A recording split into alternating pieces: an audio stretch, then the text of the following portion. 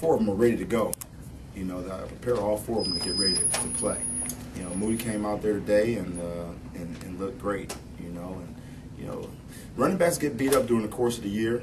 You know, we're never going to feel great. It's never going to be like the start of camp, you know, feeling fresh legs or anything like that. So certain things we just have to tough through. And he came out today and he toughed through some of his ailments, and he'll be ready to go on Saturday.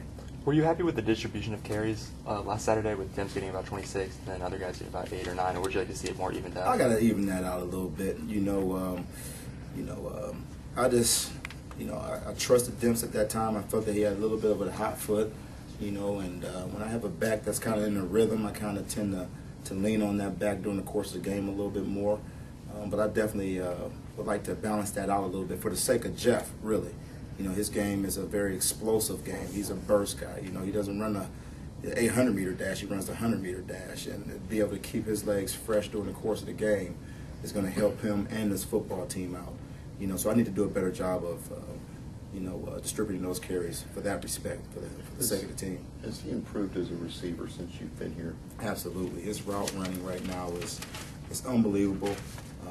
Still needs to work on adjustments to different coverages, you know, man and zone and things of that sort. But he's really doing a phenomenal job separating from defenders and getting himself open and catching the football. You know, so is he all the way there yet? No, but he's definitely going in the right direction as far as that's concerned.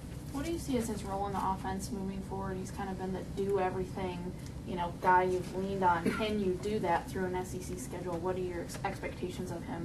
We're certainly going to try. 2 weeks, 3 weeks? You know, we're going to try because he's so dynamic with the ball in his hands, and you know, the more spots we could put him on the football field, the more it's going to really expand and, you know, bring the versatility of our offense out. So, yeah, we're gonna put as much on his plate as he can handle.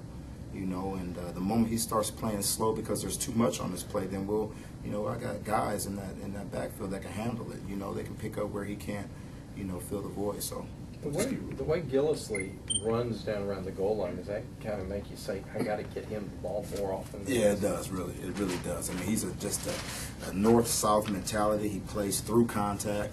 He's a tough nut. You know, he's on everything. Special teams, doesn't say boo. He's an unselfish football player, and really, what I just said there, unselfish is what makes me want to put him on the field that much more. You know, he just does his job, and he does it extremely well. So, you know, we're going to keep expanding Gillislee and see how much he can handle, and you know, hopefully you see a lot more of him. One of the questions of him coming into the spring was his ability to block on the, you know, to handle an on-rushing defensive end or a linebacker. How has he improved? Yeah, he's improved. He's improved quite a bit. You know, he's so aggressive, and when you get an aggressive athlete like that, sometimes they tend to lunge at defenders, and that's what his issue was. It wasn't an issue of toughness. You know, it was an issue of him lunging and getting himself overextended and out of position to make those blocks and finish those blocks. So now, you know, there's a certain patience to it. He's kind of got a nice little balance of toughness and patience now.